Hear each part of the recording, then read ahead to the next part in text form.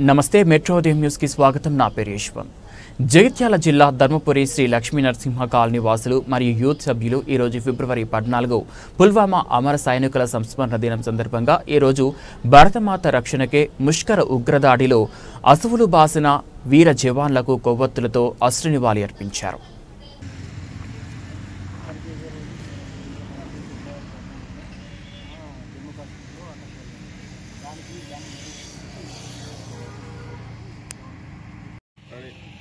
ఈరోజు అనగా శ్రీ లక్ష్మీ నరసింహ కాలనీలో పుల్వామా దాడికి అటాకు దీనికి అనుగుణంగా మన ఫిబ్రవరి 2019 ఫిబ్రవరి 14 రోజున జమ్మూ అండ్ శ్రీనగర్ రహదారిపై వెళ్తున్న మన జాతీయ సైనికులను దీనికి తీసుకెళ్తున్న సందర్భంలో అటాక్ జరిగింది. దీనిపైన ఉగ్రవాదులు అటాక్ చేసి దీనికి 40 మంది అమరవీరులు ప్రాణాలు అర్పించారు. కాబట్టి దీనికి బాంబు దాడి కారణంగా ఈరోజు లక్ష్మీనరసింహ కాలనీలో మన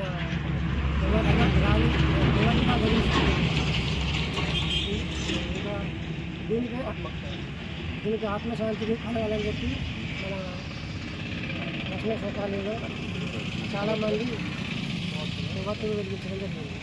भारत जय बोलो भारत माता की जय जय बोलो भारत माता की जय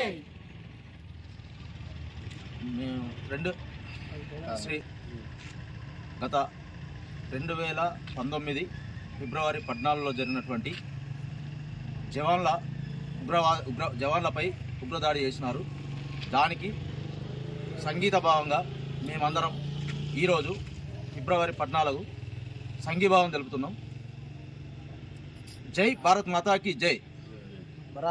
మన ప్రభుత్వాలు ఏవైనా కానీ మనకు అనుకూలంగా ఏ ప్రభుత్వం అయితే ఉంటుందో వారికే మనం కలిసికట్టుగా ఓటేసి వాళ్ళని ఎన్నుకుందాం. అట్టి గవర్నమెంట్ నిలబెట్టుకుందాం. జై శ్రీరామ్. జై శ్రీరామ్. జై భారత్ మాతాకి జై. శ్రీ లక్ష్మీనరసింహ కాలనీ వాసులు, కార్యవర్గ సభ్యులు, రామాలయ కమిటీ తరఫున ఈరోజు మేము శ్రద్ధాంజలి ఘటిస్తున్నాం.